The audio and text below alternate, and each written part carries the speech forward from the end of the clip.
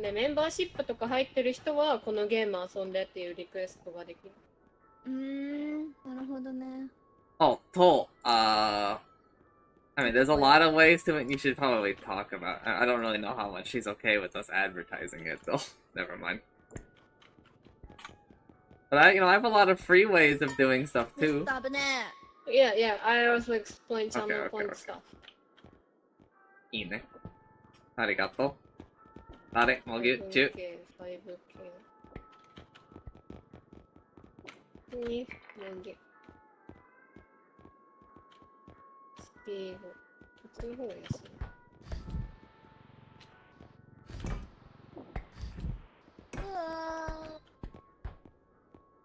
バレた？大丈夫。なんだっけ、チャンネルポイント。まあでもなんか休みたいとかあれば気軽に。5、4、4、4、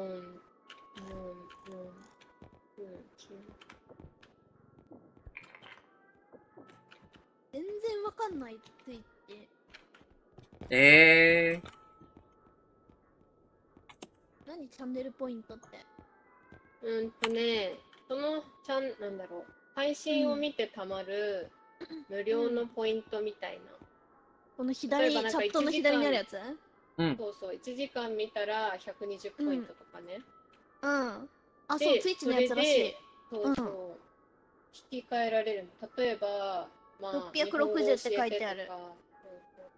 私のチャンネルポイントは、例えば衣装のお着替えとか、メガネ着脱とか、そういうの。あとは、なんだろう、ストレッチとか、水飲むとか、そういう感じのやつ入れてる。で、バッシュはサバソンの時間延長を、まあ、チャンネルポイントで引き換えられるように。無料でもイベント楽しめるように。そうそう。サバソン。VTuber。ランジャパニーズワード。ソルちゃんの英語。星強い。ね、上手だよね。Thank you!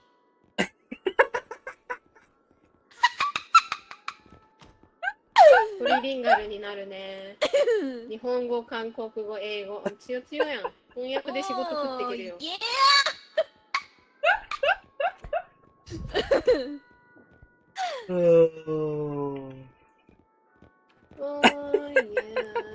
Look at it go. Aurora the better. Feel it in your bones. Oh yeah, look at it go. ちょっと待って、それちゃん。Feeling in your bones. It's assuming it's the words wrong every time. いいの。一番高いやつなんなん？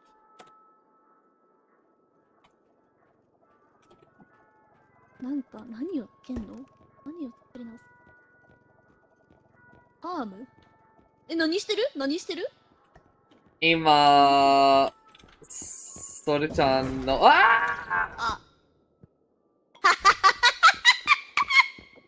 今、それちゃんのチャット。リンク。Oh yeah, look at it go! 私とバッシュがやってるモバっていうゲームジャンルわかる？わかんない。リアルタイムストラテジーっていう、なんか、なんだろう、ゲームが始まって建物とか、あとキャラクター作ったりみたいな感じで戦うゲームなんだけど。それで、なるほどね。それを私とバッシュやってる、なんかその対戦ゲームがあって、到達って言うんだけど、なんかそれのオトマットはわかる？何？それのゲーム内の音声を組み合わせて作った曲があって、で私がそれ好きなのね。Did you post the Swords Town? Yeah.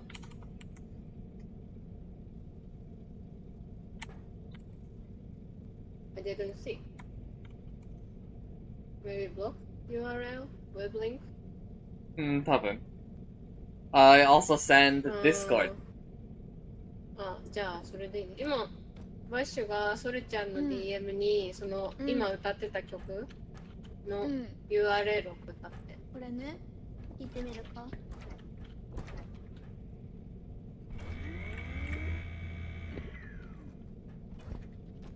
やばいやばい、広告が。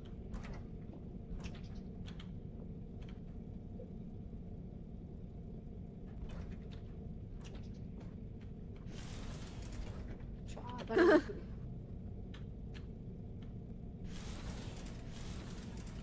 よし、やっときおーいやーってやってる。そうそう。Oh yeah, look at it go! いいねー、おもろ。Aurora the battle. あ、違う違う違う、ごめんごめんごめん。Feel it in your bones. タラッタラッタラッタラッター。犬がスタミナ使いな。はーい。何が好き？これじゃない。チョコミント。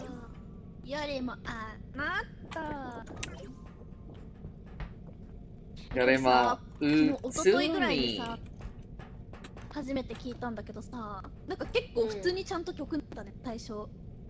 教えてもっとあなたとみたいな。でみひもももみたいな。なるほど。いい曲だったわ。ダメなれの。始めていい？うん。いいよ。これいらない。レッツゴー。走るスピード速くなるやつ。欲しい。死にとない。うん？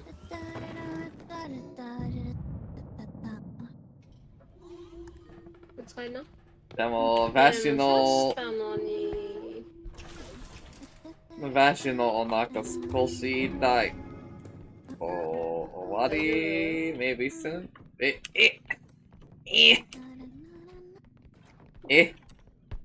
あれなんか、なんでこれなんか動かない。なんで何これなんかいるあめんどくさい。It's me, come here. ガヤピーが死んだやつやん。ガヤピーと相性悪い。It's me, help me. Oh, just drop it first. And there you go.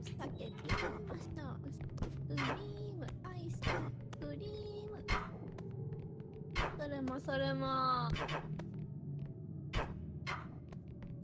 ういおめんどくさい。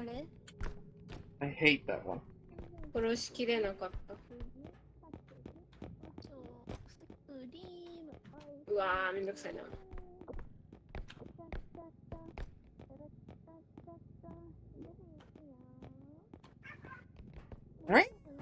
喧嘩しない。喧嘩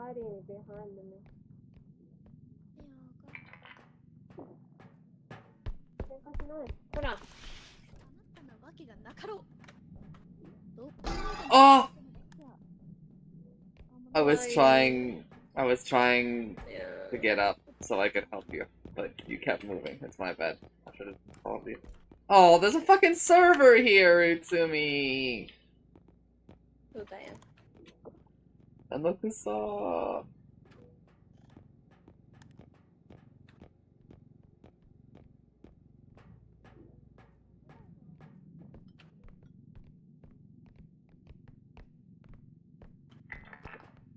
Let's go and get the server right now.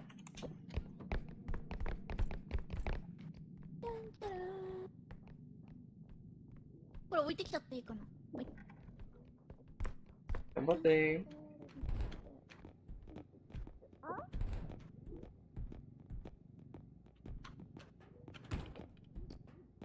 Gonna take a little damage. It's gonna take a little damage. お、大丈夫？うん。だから私たち強い。お。なんか勝手にしまったけどね。なんか来たなんか来たなんか来たなんか来たなんか来た。うるさ。さってた今。いや、うるさってた。ブーブーブー。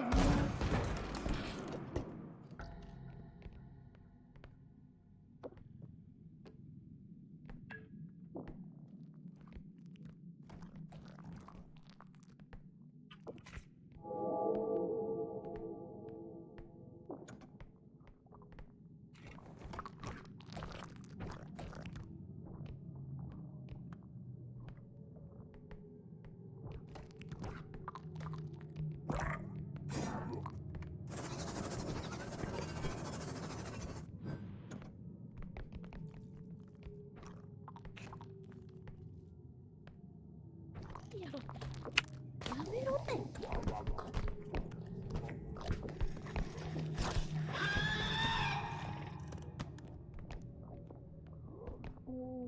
頑張って。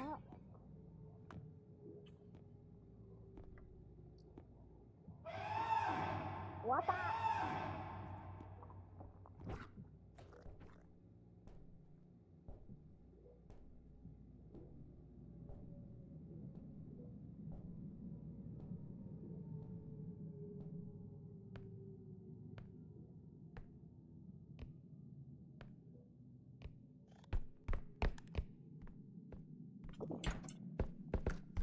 取る海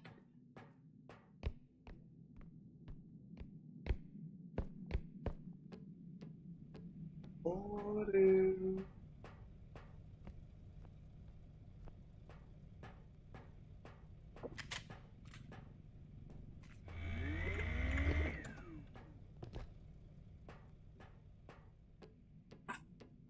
どこどこどこ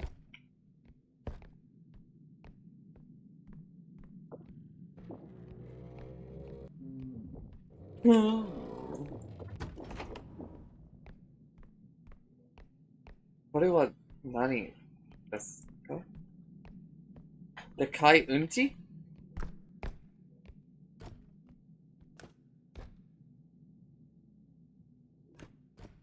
What the fuck?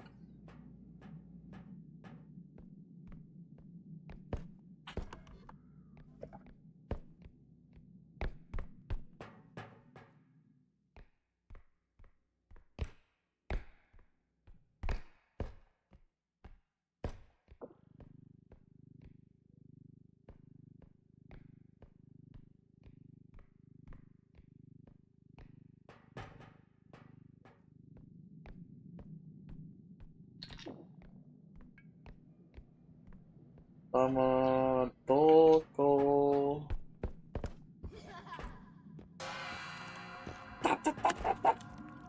オッケーオッケーオッケー、わかるわかるわかる。だからうんちじゃない。どこ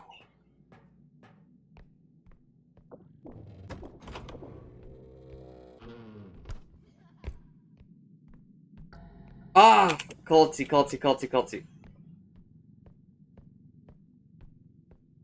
ふぅ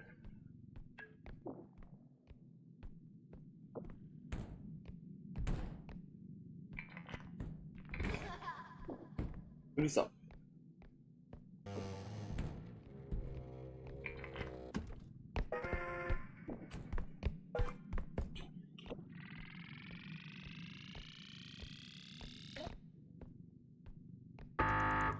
Oh no. No! Ooh. I got it, I got it. うわー、ありがとう。Thank you. No dwarf left behind. ヘルス食べる？うん、今41、51。バッシュは16。あよいしょ。行き過ぎ行き過ぎ。I'm gonna 食べる。うん。取る。食べな食べな。うん。あそれのエクスカリバー。Thank you. とチャージしてくるね。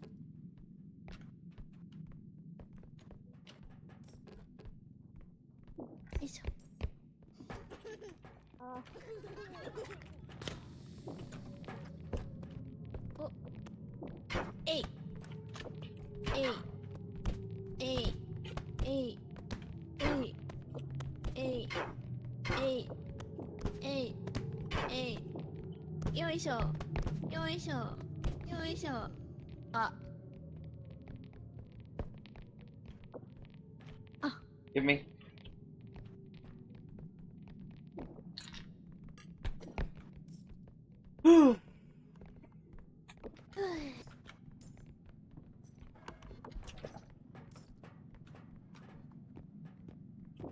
いやーそっかカード増やすのも強いんだな。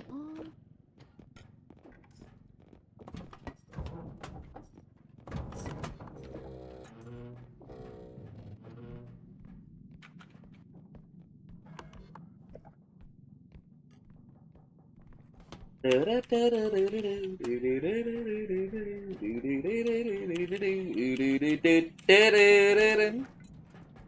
それなんだ武器だった。ああ。これこれ。あ、やばい、骸骨。待って、骸骨いる。あ、やばい、カエルもいる。カエル大丈夫。そうか。カエル大丈夫。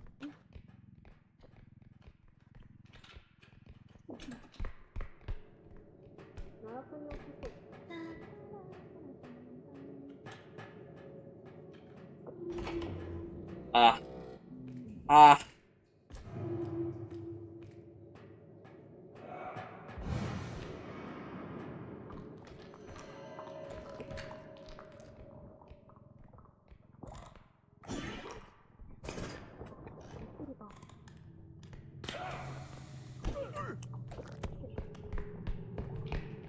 アビスここある。あら。ここ。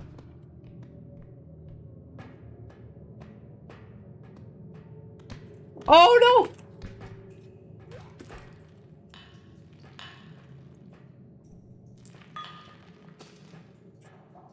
くそ。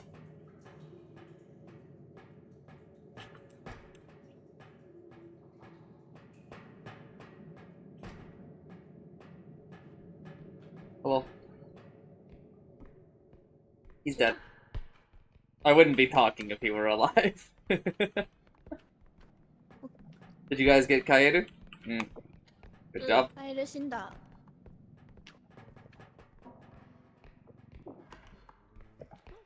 んか黄色くなってるの。どこだ？上か。あれ、うちも上行ってる？ああ、壊れちゃった。まあ、そういうこともありよ。よいしょ。No, I lose. Blind guy orb.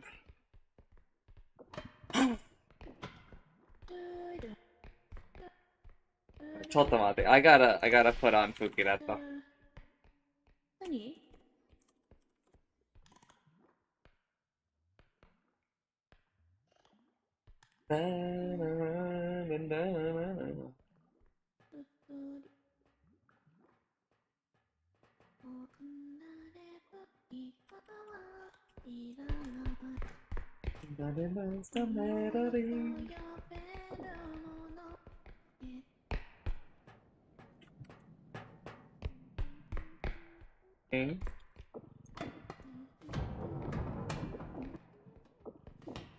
そう、TI1 時間。あ、オッケー。大丈夫。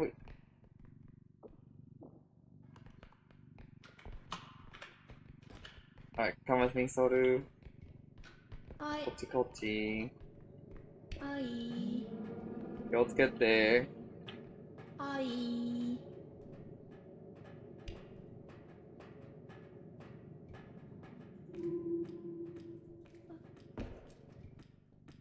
はい。セット。大丈夫。はい。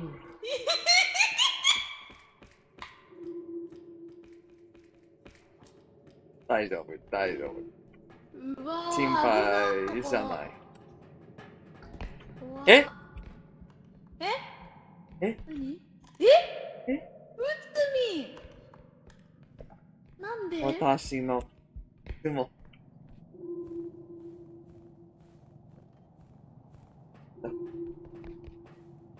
開けるオープンうん。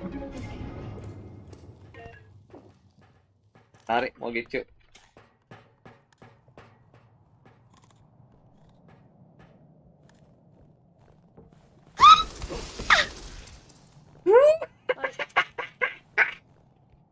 I'm sorry 大丈夫、大丈夫。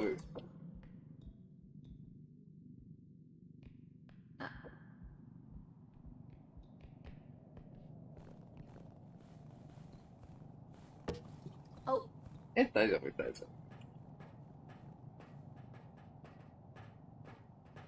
おオッケーでも、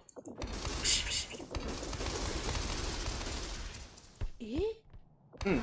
おおやーわいやーなんそれな It's just 変。Vashの変英語。やいやー変だーうん。だから Vash は変人。あ大丈夫、大丈夫。変じゃな全然あ大丈夫、大丈夫。全然変じゃな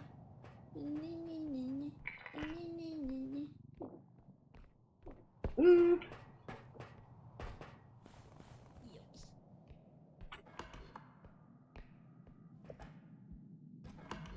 Now, part.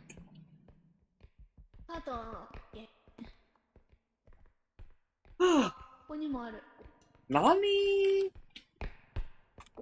なー罪死んだ。はいよいしょ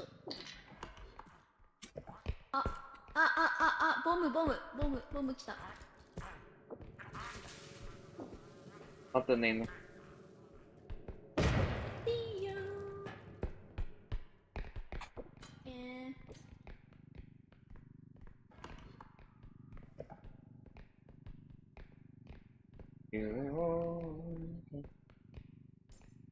パランパララ穴にラ。落ちちゃったんだなるほど何オッケーこれらす了解あうつみんがチャットにあいるあ、ちょっと待って。フォールザこの穴なんていうのおーバカおー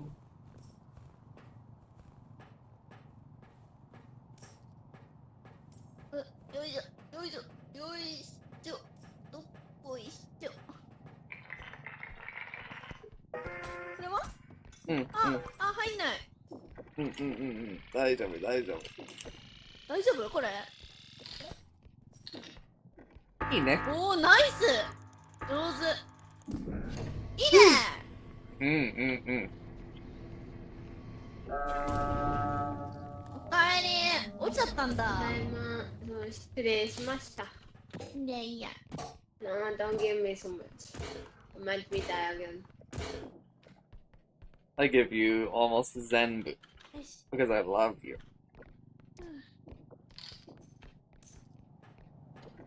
イチャイチャしやがってよして悪いかではいいですこれラスにする There we go there we go there we go there we go OK ラストだね。 Also, because chance Akita, you know what that means? ピカドのああ、ミカドの姉妹ね。うん